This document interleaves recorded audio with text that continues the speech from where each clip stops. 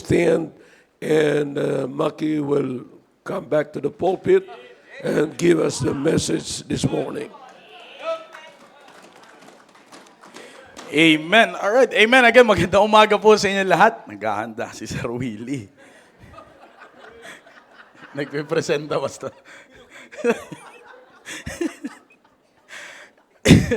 Amen. Last Sunday is a great message. Amen.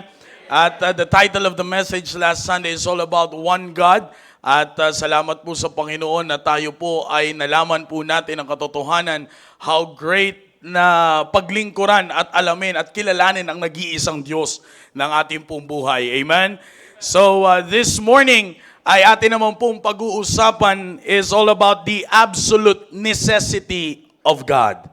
The absolute necessity of God. Pag sinabi po nating necessity, it means avoidable.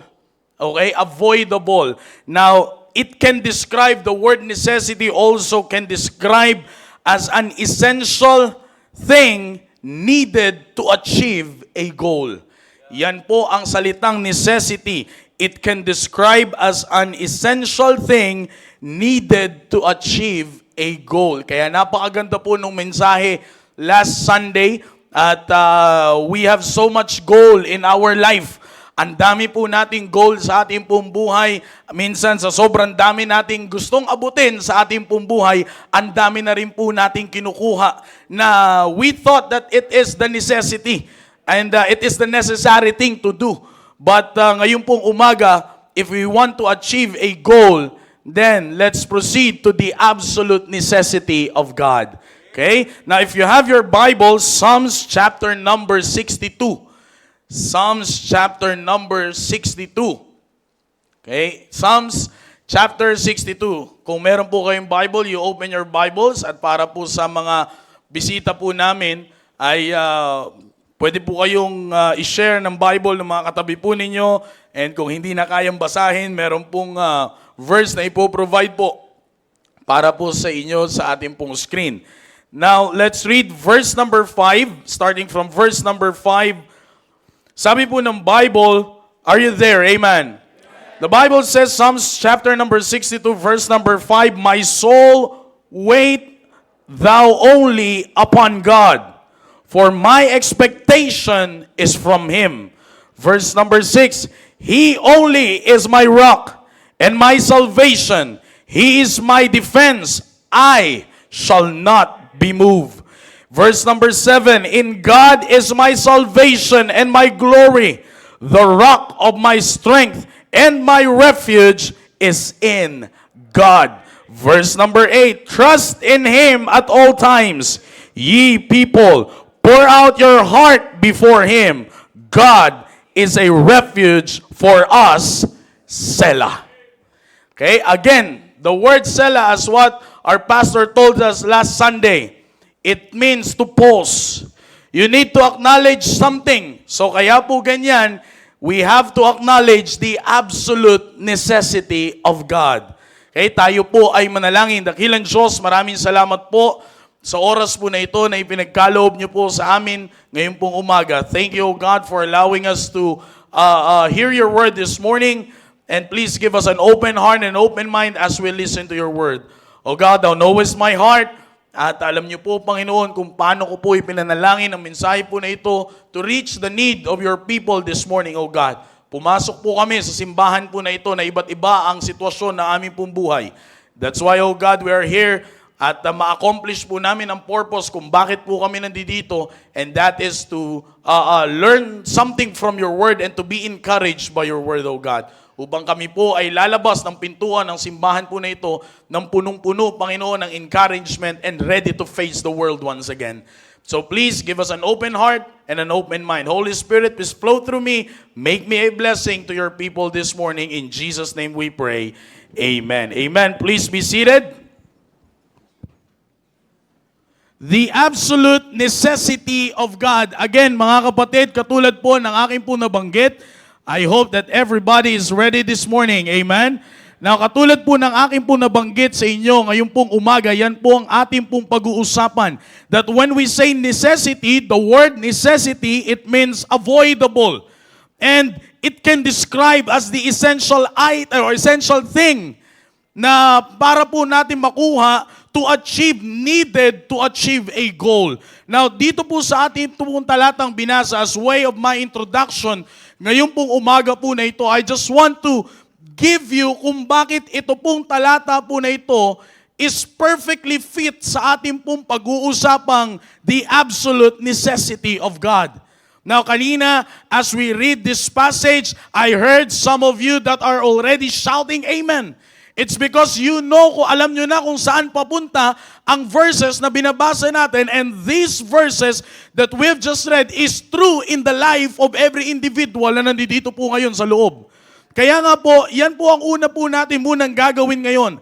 Now, kung bakit po ito fit na fit sa ating pong pag-uusapan, all about the absolute necessity of God, first thing is by the word only.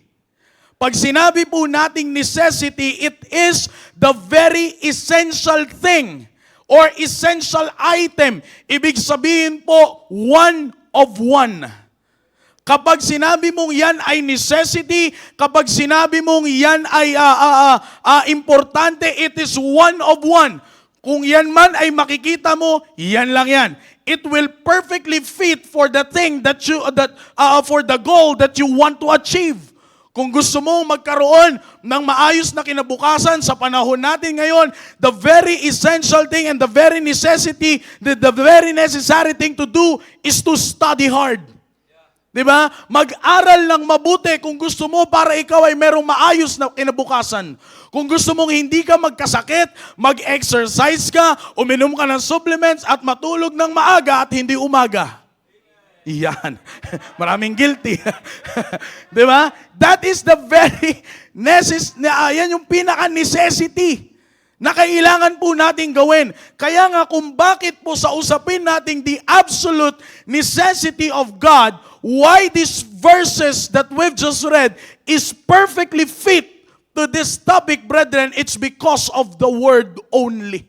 Now, dito po natin makikita that David repeats that his soul waits only upon God.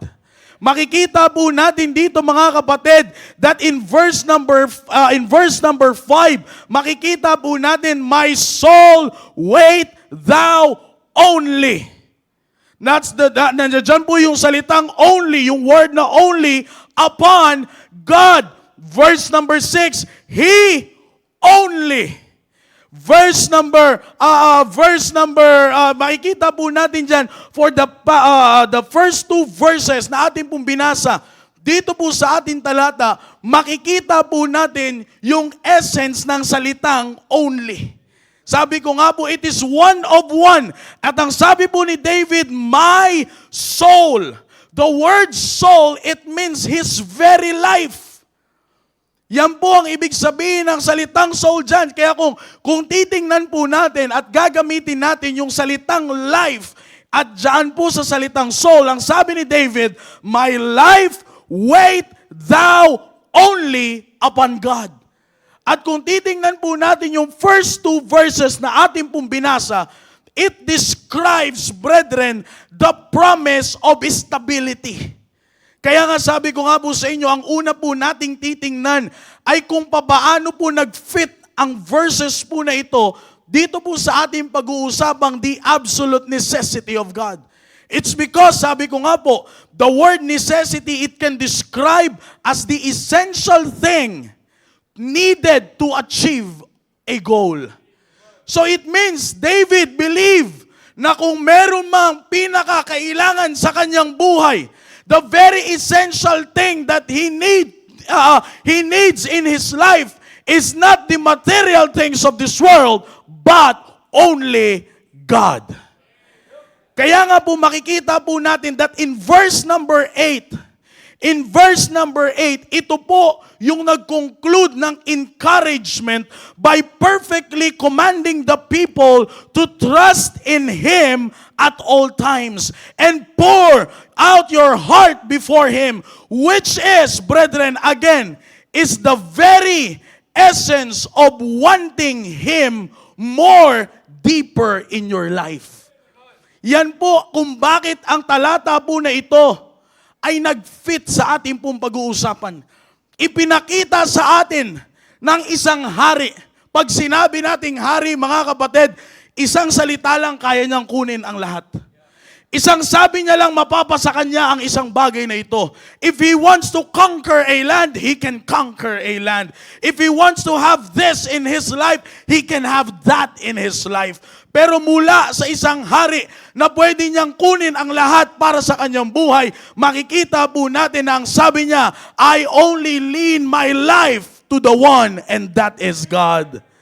Brethren, alam naman po natin that we live in the world that is constantly shifting, changing, and searching. Tayo po ngayon ay namumuhay sa isang mundo na pabago-bago.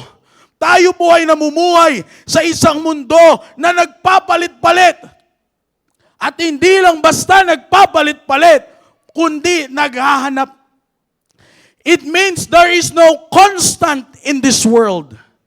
Wala pong consistency sa ibabaw po ng lupa na ito. We can see that people run to and fro looking for a purpose, security, and peace in the things that fades away. Yan po ang nakikita, yan ang picture ng mundo na ating pong kinabibilangan po ngayon. Namumuhay ang tao to and fro, pabalik-balik, naghahanap ng kapayapaan, naghahanap ng security sa isang bagay sa ibabaw ng lupa na ito na alam naman nating mawawala. But the Bible tells us, brethren, that there is a foundational reality na kailangan lang ng tao. And this should not be an option sa ating pong buhay. Yung foundational na reality na kailangan ng isang tao should not be an option, should not be an heavy, but as an absolute necessity sa ating pong buhay. And brethren, that reality is the living God. That reality is the living God. Without Him, imagine niyo po mga kapatid, without Him, without God in our life, we are like a ship na nasa isang dagat na punong-puno ng bagyo. Hinahampas ng hangin na kung saan siya dalhin ay doon siya pupunta. And the danger is always there. That is without God. But with Him in our life, we are anchored, just like what David says, in a rock na hindi mauuga ng anumang bagay sa ibabaw ng lupa na ito. That's why David said, He only is my rock.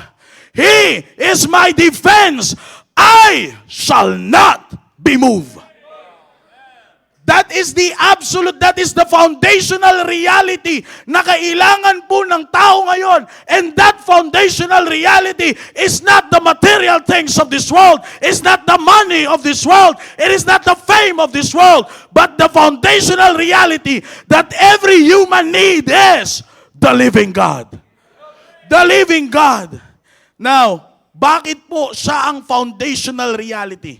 Why God is our absolute necessity?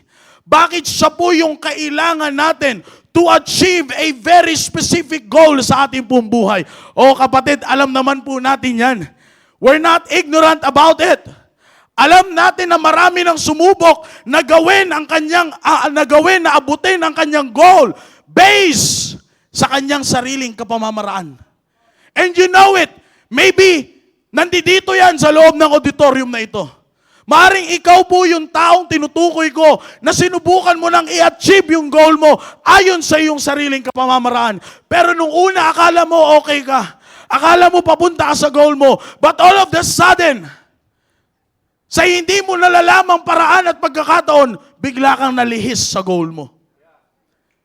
You want to achieve something, pero hindi ka makarating-rating.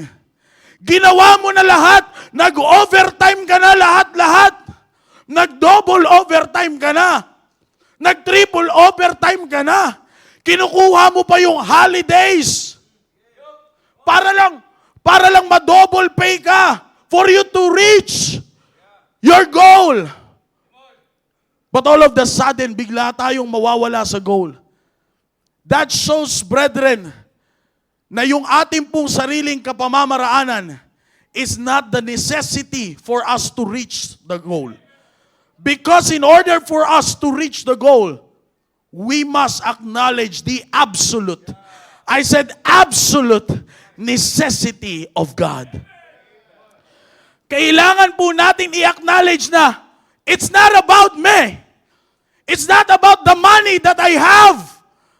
Kapatid, kung pera lang po ang kasagutan sa lahat, sana wala tayong away-away sa bansa natin ngayon. Sana hindi nagtatago yung mga maraming pera. Sana hindi nagkakaloko-loko yung mga buhay ng mga maraming pera. Pero bakit hindi po yan ang sagot? It's because it's not about the material things of this world. It's about God na matutulong sa'yo na mag-reach ng goal mo. Now, bakit po, mga kapatid, that there is an absolute necessity of God? Because first thing that you need to recognize on this passage, that God is our creator and sustainer. God is our creator and sustainer. The first reason it is important to have God because He is the very source of our existence. If you're not missing the Sunday school, brethren, alam po natin yan na lagi ko pong sinasabi, we do not belong to ourselves. We belong to the one who breathed life into us. Kapatid, ulitin ko po yung Sunday school. From the dust of the ground. From the dust of the ground, ang isang particle na nadadala ng tubig, na nadadala ng hangin, from the dust of the ground, He formed a man and breathed into his nostrils the breath of life. And man became a living soul. It means without God as the creator and the sustainer of our life, wala tayo ngayon dito, mga kapatid. Hindi po natin mai-enjoy ang mga bagay na meron tayo ngayon. Hindi natin mai-enjoy yung mga gusto nating maging tayo balang araw without acknowledging God as our creator and our sustainer. Open with me your Bibles in the book of Acts, chapter number 17, verse number 28. God is our creator and sustainer. Kailangan po natin itong malaman. Again, we do not belong in ourselves. Minsan kapag inisip po natin na tayo ang may-ari ng sarili nating buhay, hindi mo maiisip na mayroong Diyos. Pag tumingin ka sa kanan, you have a house na malaki. You have the basement of a mall. May pera ka na hindi mo na kayang bilangin. May mga natatanggap ka, may mga nararanasan ka sa buhay mo na pwede mong sabihin hindi nararanasan ng ibang tao. Pero tandaan po natin, mga kapatid, we do not belong in ourselves. We belong to the one who breathed us, who breathed life into us. Sabi po dito ng Acts chapter 17, verse number 28, for in Him we live and move and have our being. As certain also of your own poets have said, for we are also His offspring. Brethren, for in Him we live and move and have our being. Brethren, have you ever wondered to live without God? Naisip nyo na po ba, mga kapatid, na mamuhay na walang Diyos? Kung hindi nyo na maisip, it's because of the reason right now you have God. Pero balikan nyo po yung buhay ninyo nung kayo ay hindi pa nakakakilala sa Panginoon. Ang gulo. Isang taong walang pag-asa. Isang tatay na papunta na sa kasiraan ng pamilya. Isang kabataan na konti na lang, ikaw na rin ang laman ng balita. Konti na lang, ikaw na rin ang laman ng kulungan. Isang nanay na walang permanenteng tahanan. Isang young lady na pariwara ang buhay. Ganyan ang buhay na walang Diyos. Kapatid, isipin po natin yung buhay na walang Diyos. Para kang nagpilit. Para tayong, sabi nga po ng Bible, we are like a branch na sinusubukang mamunga ng walang puno. Hindi pwedeng magkasanga kapag walang puno. Kailangan puno muna bago sanga. Wala kang makikitang sanga na tumubo lang nang wala pong puno. Hindi po pwede mangyari yun, mga kapatid. At ganyan po ang buhay. Isipin niyo po ito. Ngayon kasi may solar na. Pero alam naman po natin, bago pa magkaroon ng solar na yan, kapag gusto mo magpaandar ng ilaw, siguraduhin mong malapit sa source. Ang buhay po natin, mga kapatid, ang buhay po natin ay parang ganyan, na kapag hindi ka malapit sa source, hindi ka liliwanag. Hindi ka makikita ng tao. Hindi ka mapapakinabangan. It's because that is the kind of life if we do not have God as our Creator and our Sustainer. Huwag po natin kakalimutan, mga kapatid, that He is the one holding our next breath in His hands. Siya po ang may hawak ng susunod na inhale at exhale natin. Hindi po ang mga material na bagay sa ibabaw ng lupa na ito. That's why there is an absolute necessity of God. Huwag po natin kakalimutan, mga kapatid, na ang kailangan natin sa ating pong Diyos, ang kailangan natin sa ating pong buhay ay isang Diyos na humahawak ng ating buhay. Lahat po, ito lang po yan para makita po natin ang katotohanan. Lahat sa ibabaw ng lupa na ito, hawak mo. So kung hawak mo, ikaw ang may kontrol niyan. Kaya nga dahil ang tao ay hindi rin po ito tatagal, so lahat ng hawak mo at nahahawakan mo, hindi rin yan tatagal. Pero kung ang Diyos ang may hawak niyan, kapatid, pati buhay mo hawak ng Diyos, siguradong masusustain ka. Kaya nga minsan sabi ko nga po sa inyo, lahat na ay ginawa natin, but it seems like bitin pa din. Kaya po ano ang nangyayari sa mga kabataan ngayon na pinipilit nilang abutin ang kanilang gustong mangyari sa kanilang buhay without involving God in their life? Frustrations. That's why they are killing themselves. Kaya kinukuha nila ang kanilang sariling buhay at kapag wala na silang magawa, ayaw nilang kunin ang sarili nilang buhay, kukuha sila ng ibang buhay. Ganun na lang po nila, mga kapatid, nilalaro ang kanilang buhay. Fathers, we thought that our job, your works can sustain the needs of your family. Maaring sa pasimula, yes. Maaring as you thought, yes. Pero ano pong sabi ng Panginoon? Kapag hindi ang Diyos ang nagbibuild ng house, what any labor that you are trying to put in, it will be all in vain. Except the Lord build the house. Yan po ang dapat tandaan ng mga tatay po ngayon, ng bawat nanay, ng bawat kabataan, na Diyos ang kayang mag-sustain ng lahat.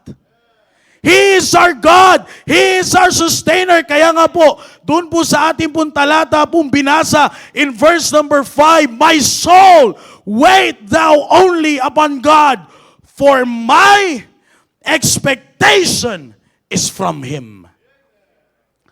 For my expectation is from Him.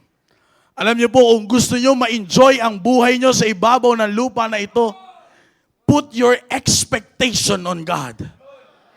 Put your expectation on God. Naalala ko po yung prinsipyo na sinasabi lagi ng ating mahal na pastor, yung expectation ng isang tao, it can be turned into frustration.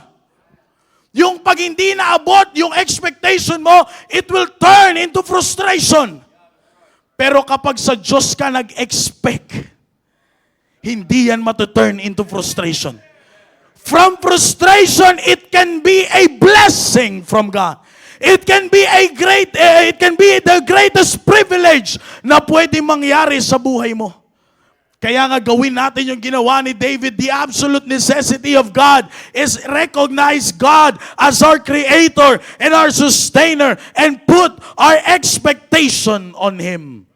Sa Kanya po natin ibigay ang ating expectation. We must not forget, brethren, that when we have God, we are aligned with our true purpose because we are connected to the Creator who designed us. Kapatid, yung inaakala po nating purpose na naaabot natin, sometimes akala lang natin yun. Sabi nga ng kasabihan, maraming namamatay sa maling akala. Maraming napapahamak sa maling akala. Akala ko kasi yan na yung purpose ko eh. Akala mo lang yun. Kaya nga kailangan mo ng Diyos na nakakaalam ng buhay mo kasi He can be your guide. He can sustain your needs para mapunta ka sa totoong purpose ng buhay mo. Sabi ko nga po, we are trying to achieve a goal. We are trying to reach for a specific goal. Pero ang nakakalungkot na bahagi po sa ating pong buhay, sometimes we forget na hindi ang hawak pala natin is not the absolute necessity. Bakit po? It's because pag tiningnan mo, kaya pala, ang tagal kong makaabot sa goal ko. Kasi ang hawak ko ay hindi absolute. Maybe for you, it is just the necessity thing that you need to do. Pero hindi yan ang absolute. It's not the absolute thing. You cannot find the reality, brethren, that there is an absolute thing in this world. Because the foundational reality is the absolute necessity of God in our life. God is our strength, is our sustainer, and our creator. Kaya nga maa-align po tayo sa true purpose ng ating pong buhay. Kasi naka-align ka sa nagdisenyo sa'yo. Naka-align ka sa nagdisenyo sa'yo. Kapag sumalungat ka doon sa isang nagdisenyo sa'yo, sasalungat ka sa purpose ng design na yan. Naalala ko po pagbalikatan. Kaya minsan, kahit anong sinabing bilisan kumain, yung mga delegates, hirap kumain. Kasi pag tiningnan mo sila, kumakain sila sa bote. Bakit ko po ito sinasabing as halimbawa? Kaya hindi nila mangyari yung purpose na mabilis kumain kasi yung isang bagay na gamit nila, hindi pangkain. Salungat sa disenyo, ang bote po ay lalagyan ng tubig. Designed for liquid, not for solid. Kaya nga kahit anong ganda ng kutsara mo, kahit anong ganda ng paghiwa ng bote. Naalala ko may nangyaring ganyan sa amin, ang dami-daming baso, gumawa pa siya ng baso gamit ang Summit. Di ba? Kita mo ang gaganda ng hiwa, ang pipiliin pa nila yung 1.5 liters ng tubig, hindi po Coke, tubig. Okay.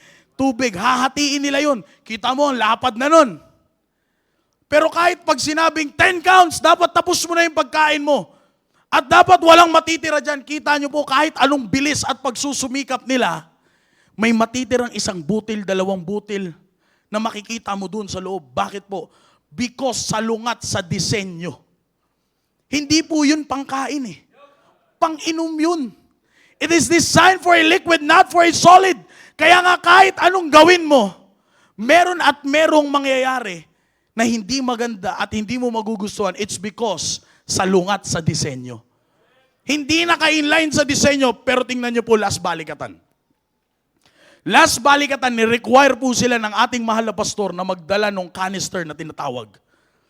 Designed for a food sa ganong klaseng event. Mga kapatid, I'm telling you, yung 2 minutes, 3 minutes, mahaba na sobra yun.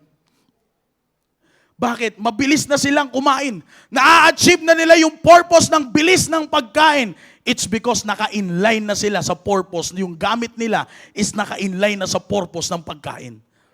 Kaya po mga kapatid, minsan ang buhay po natin ay sumasalungat. It's because wala tayo sa purpose ng nagdisenyo po sa atin.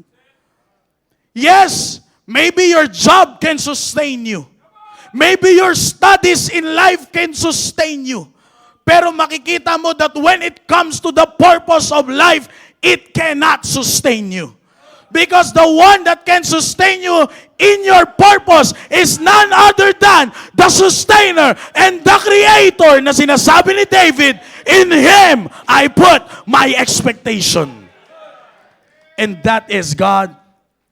Not just only He is our creator and our sustainer, but God is also our strength in our life. To be particular, in your storms na tinatawag. Sa mga unos ng buhay, sabi nyo nga po. Sa mga battles in life, naalala ko po, yung mensahe no nakaraang linggo, binaybay po sa atin ng ating mahal na pastor, ang lahat ng napagtagumpayan ng Diyos hanggang sa cross ng Kalbaryo. Binaybay po sa atin that God already won the battle for us. Now, if God already won the battle for us, He can be the one that will be your strength when the storms of life come in your life. Sabi nga po dito mga kapatid, alam naman po natin that this world is full of trials, heartbreaks, unexpected battles na tinatawag po natin. At kung aasa ka sa sarili mong lakas, ito po ang dapat ninyong tandaan, that human strength has a breaking point. Human strength has a breaking point. Kung alam niyo po ang UFC, Ultimate Fighting Challenge, meron po kaming idol po dyan dati. His name is Anderson the Spider Silva. Pag pinanood mo ang training camp ni Anderson Silva, makikita mo yan, nagpapasuntok yan sa panga. Nagpapasuntok yan sa panga. As in, it's not just a weak punch, but a strong punch. It is a complete jab. Na kapag tumama yan sa normal na tao, tutumba talaga. Pero pag nakikita mo yan, sumasalo yan ng suntok. Every training camp, yan ang kanyang pinapakita. Nagpapasuntok yan. And even when his matches came, makikita mo yan, gaganon-ganon lang yan. Hahamunin niya pa yung kalaban niya na suntok. Hahamunin niya pa yung kalaban niya na susuntok. Hindi mo siya matatalo sa ganon.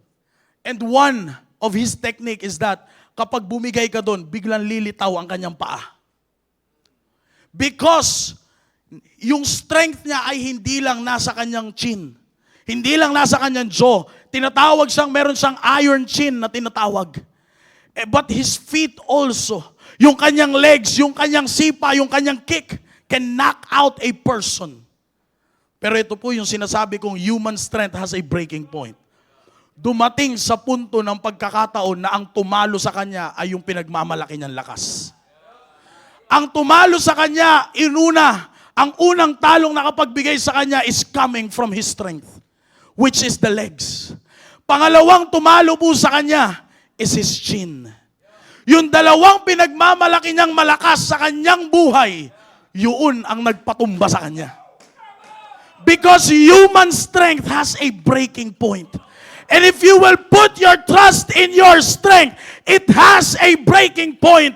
Na kapag dumating na yung unexpected battle mo sa buhay mo, maaaring yan na gagamitin yung sarili mong pinagmamalaki mong lakas. Yan ang magpapatumba sa'yo. Human strength has a breaking point. Maaaring ang strength mo ngayon is your intellect. Young people, alam naman natin yung age of education ngayon. Na kapag natuto ka ngayon, akala mo mas magaling ka na sa magulang mo. Dahil kapag ikaw ay nakapagtapos at nagkasweldo ka sa iyong trabaho, kung ipagkukumpara mo ngayon yan sa sweldo ng magulang mo, mas malaki, hindi hamak. It may be that is your strength. Maybe your finances is your strength. Pero tandaan niyo po, lahat lang yan ay magpapalayo sa'yo sa katotohanan na ang kalakasan natin sa ibabaw ng lupa na ito is God. It's God. Brethren, when you have God, you have an infinite supply of strength that never runs dry. Psalms chapter number 46. Psalms chapter number 46, brethren. Psalms chapter number 46 in verse number 1. The Bible says, God is our refuge and strength, a very, very present help in trouble. Notice, brethren, the verse says, He is a very present help. He is a very present help. Hindi po siya, mga kapatid, it means that He is not a kind of God na aabangan ka lang na mapahamak at pag mapapahamak ka na, tsaka siya, boom, susulpot. Hindi po siya ang superhero na lagi nating napapanood. Young people, wag mo siyang gawing Avengers. But He is a present help. Sabi po ng Bible, wala siya sa distance ng iyong problema, but He is right there in the midst of fire with you. Kaya nga po, mga kapatid, mababasa po natin doon po sa ating pong talata, He is, verse number 6 of Psalms, chapter number 62, He only is my rock and my salvation. He is my defense. I shall not be moved. The verse, the song says on that song, I shall not be moved. Ang sabi po ng awitin na yan, in my Christ abiding, I shall not be moved. In His love, I'm hiding. I shall not be moved. Just like a tree that's planted by the waters, I shall not be moved. He is your present help. Sabi ko nga po, wala siya sa distance. Hindi ka niya aabangan na mapahamak, kundi bago ka pa mapahamak, nandun na siya. Sabi po ng isa pang awitin, He is in the midst of our storm. He is in the valley we walk through, where 2 or 3 are gathered in His name. He'll be there too. When you feel so all alone, He is standing next to you. Brethren, this morning, He's with us now. Our Lord is in the midst. He is our strength, kapatid. Marami tayong unexpected na, kahapon masaya ka. Bukas, tandaan mo, papalungkutin ka ng dyablo. Ngayong araw na ito, gagawin ang lahat ng dyablo na hindi mo makumpleto ang araw ng Panginoon. Pero huwag kang aasa sa sarili mong lakas ngayon, kapatid. Because this morning, I'm telling you to trust in the strength of our God, that He can sustain you. Katulad ng isang awitin na yan, in His love, in my Christ abiding, I shall not be moved. In His love I'm hiding, I shall not be moved. Kapatid, walang makakagalaw at makakaalis sa iyo sa presensya ng Diyos. Only if you recognize that He is the absolute necessity in your life. God is our strength. Lastly, not just only God is our strength. Para po sa amin pong mga bisita, maaring yung dalawang naunang puntos na akin pong binanggit ay sobrang imposible po sa inyo. Dahil yung mga naririnig nyo pong sumisigaw ng Amen, praise the Lord, hallelujah, to God be the glory. Yung mga nakikita nyo pong tumatayo, hindi po yan nagsimula doon sa dalawang puntos na yun. Bago kami mapunta doon sa pag-recognize that He is our sustainer and our creator, bago po kami natutong magtiwala sa Kanya, sa Kanyang kalakasan, nagsimula po yan sa God is our Savior and eternal hope. Diyan po lahat nagsimula ang lahat. The greatest problem, mga kapatid, na kinakaharap for the information of everybody na nandito po ngayon sa loob ng auditorium, that the greatest problem na hinaharap po ng tao ngayon is not economic. It's not social or political. It is spiritual. It is spiritual. It is the problem of sin and separation from the Holy God. It is the problem of sin and separation from the Holy God. Pag nanood ka ng balita, hindi lang si Sir Roy ang makikita mo. Pag nanood ka ng balita, full of economic problem, full of social problem, full of political problem. Yan ang mapapanood mong problema daw ng Pilipinas ngayon. But it is not the main problem. The main problem is spiritual. It is the problem of sin, greediness, pride that separate us from the Holy God. That is the main problem. Without God, brethren, tayo po, we are hopelessly lost. Yan ang para po sa amin po mga bisita. Kaya po namin kayo inimbitahan para hindi ipakita sa inyo na meron kaming malaking simbahan. Kaya po namin kayo inimbitahan, anuman ang kalagayan nyo po ngayon, may hinaharap kayong problema sa inyong buhay. It's not just for you to touch your emotion, but to give you a God as the eternal hope of your life. It's not religion. Sabi nga ng ating mahal na pastor, the very purpose kung bakit po namin kayo inimbitahan is not religion. Ang dami na pong religion. Kahit sino ngayon pwedeng gumawa ng religion. But it is about education. It is about the biblical education na kapag pumunta kayo dito sa simbahan po na ito, just like what our pastor promised us earlier, you will meet God in the midst of this auditorium. You will hear God proclaiming in this altar and in this pulpit. Bakit po? Sapagkat siya ang kailangan natin. He is our eternal hope. Kapatid, tandaan po natin just like what I've said, without God, a man is hopelessly lost, facing an eternity without peace. Eternity without peace kapag wala ang Diyos. Sa Bible School, sa 4th year doctrinal review, ngayon po ang nire-review namin is all about the doctrine of hell. Pinakita ko po sa kanila ang nature of hell. Kalagayan ng impyerno. Ano ang meron sa impyerno? Hindi po ako nakapunta doon, promise. But through the Bible, as how the Word of God describes hell, sabi ko nga, pambihira naman, oh. You will face an eternity without hope.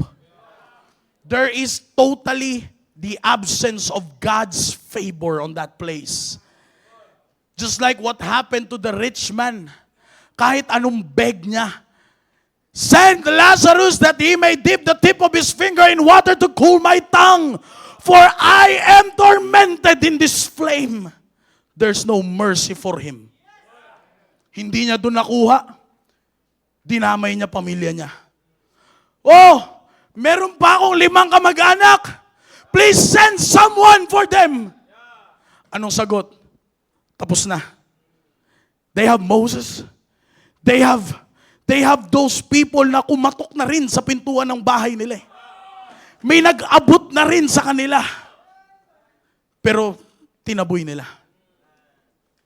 Brethren, sa mga bisita po namin ngayon, you will, without God as our eternal hope, you will face eternity without hope. Mapupunta ka sa isang lugar na kung saan wala ng pag-asa. The total absence of God's favor. Alam niyo po mga kapatid, imagine niyo po yan.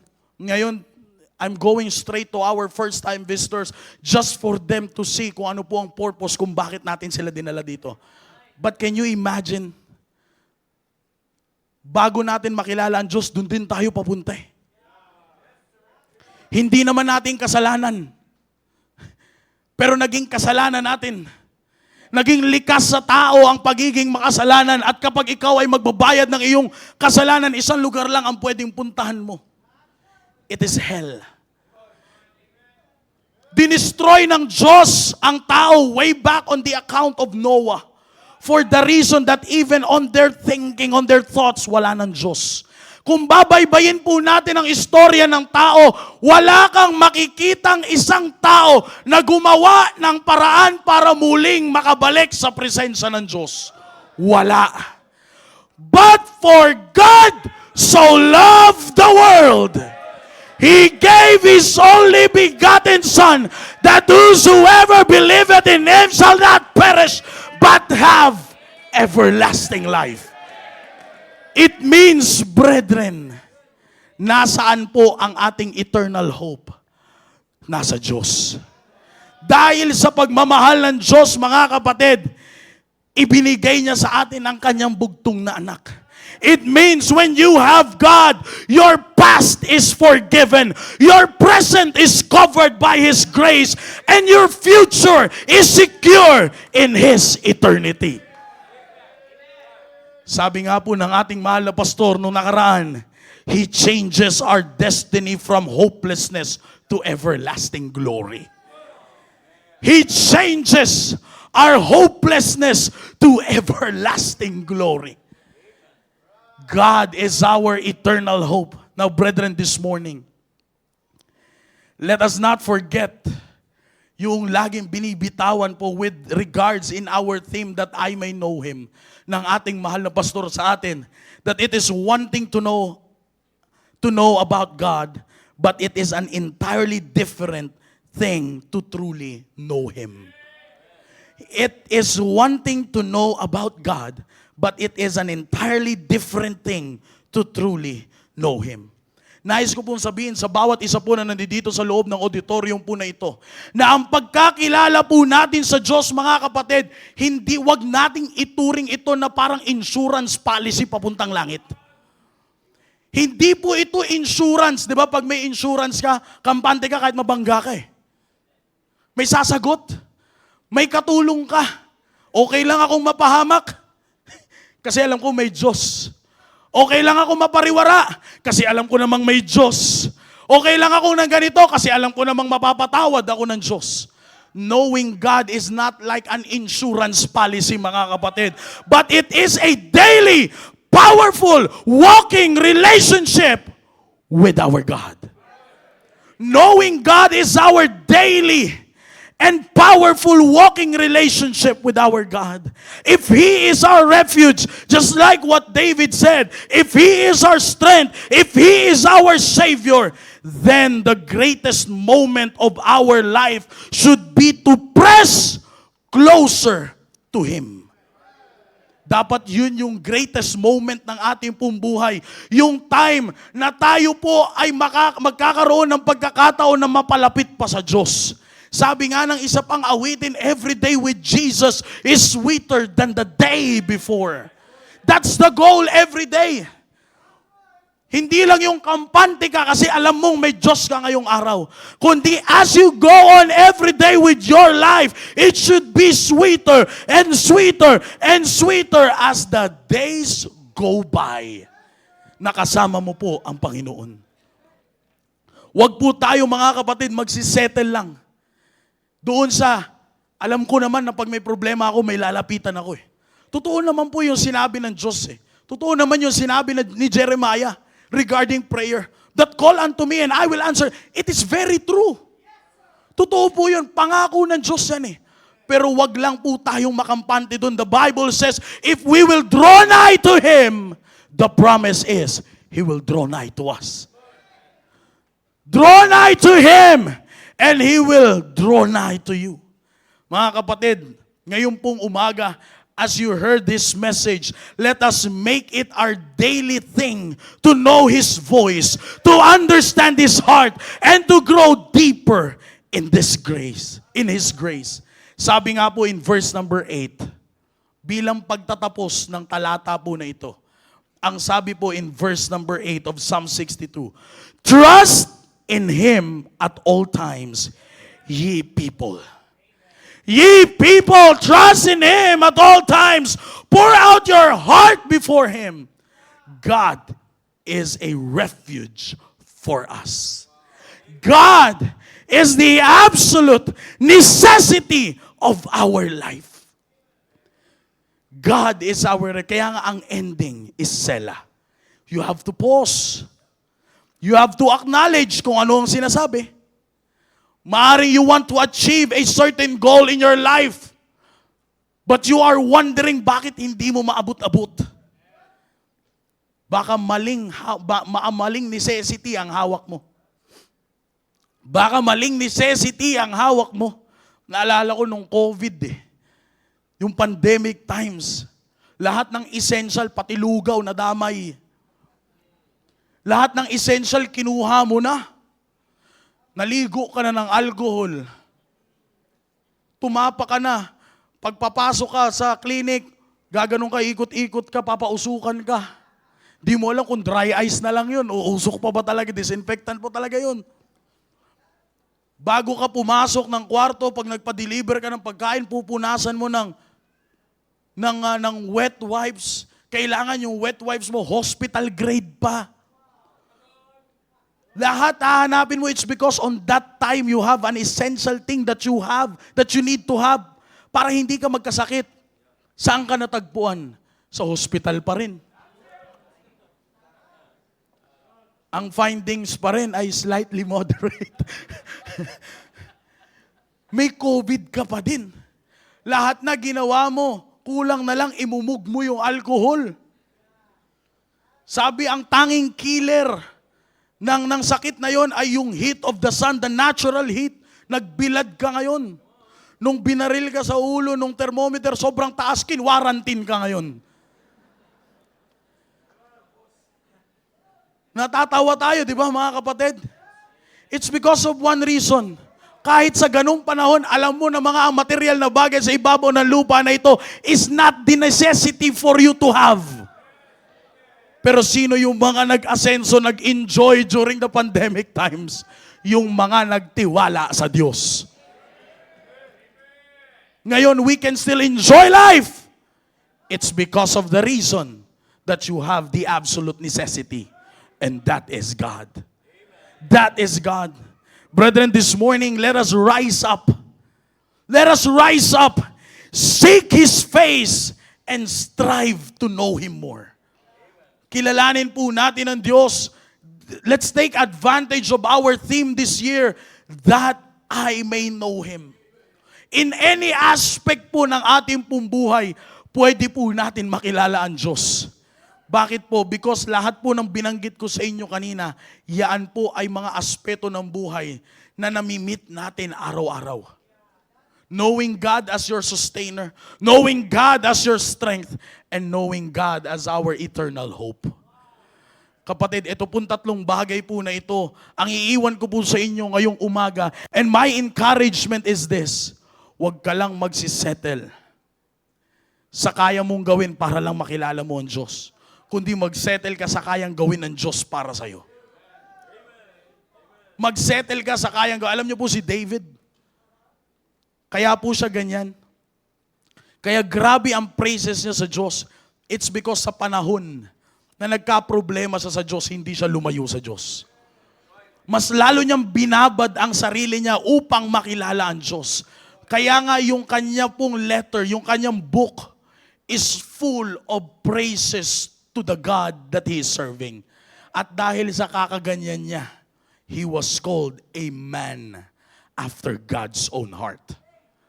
It's because of his knowledge, not just only knowledge about God, but through his experience. Ito pong binasa natin ngayon, experience niya dyan. Sa panahon na hinahabol siya para patayin, sino ang naging sandalan niya? Diyos. Sa panahon that even his very own son wants to kill him, sino ang naging sandalan niya? Diyos. Noong nagkasala siya, sino ang naging sandalan niya? Diyos. That's why his encouragement is, trust in Him at all times, ye people. Pour out your heart before Him. God is a refuge, an absolute necessity to reach our goal. Selah. Selah. This morning, let's pause. Let's come to the altar. Let's pray and acknowledge that the absolute necessity for our life right now is not the material things of this world, but God. Tayo po lahat ay magsitayo. Tayo po ay manalangin. Dakilang Diyos, maraming salamat po sa oras ay pinagkaloob niyo po sa amin. Thank you, O God, for allowing us to hear this message. Thank you for this encouragement, O God. Salamat po na muli niyo pong pinaalala po sa amin kung gaano po kahalaga na kami ay i-recognize po namin ang inyo pong presensya sa aming pong buhay. Please bless these people, O God, who are coming sa inyo pong harapan ngayon. Sila man po ay individual or by family, please continue to bless them. I've done my part, O God. That's all I can. Holy Spirit, please flow through them, Panginoon, sa kanila po narinig na message.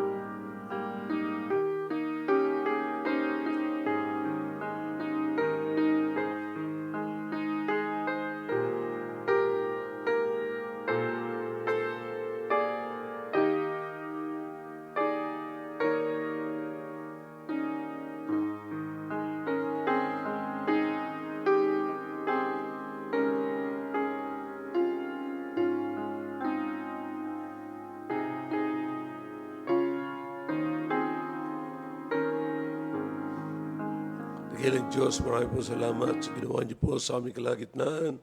Salamat po sa paggamit niyo po kay Maki, Panginoon. At salamat sa mga anak po ninyo na nakaunawa, nakinig, at na-inspire, Panginoon, sa inyong salita. At pagpalain niyo po, Panginoon, na patuloy po magkaroon kami ng appetite na kilalanin po namin kayo. Kilalanin namin mabuti ang Diyos at lubos maging maliwanag po sa amin ang isang persona, ang iisang Diyos, may tatlong persona na siya pong aming pinanampalatayanan. Pagpalain niyo po, O Diyos, ang bawat anak niyo na nakapakinig. Ngayon nakikiusap po ako sa inyo. Kung meron man sa aming kalagitnaan ngayon na hindi pa nakakatiyak ng kalangitan, iligtas niyo po ang di paligtas at bigyan niyo po ng pusong masunurin na ligtas na upang sila'y sumunod sa tubig ng bautismo. Salamat po, O Diyos, pagpalain niyo po ang invitation na ito sa pangalan po ni Jesus. Amen. Amen. Thank you. Back to your seats, please. Well, did you get something?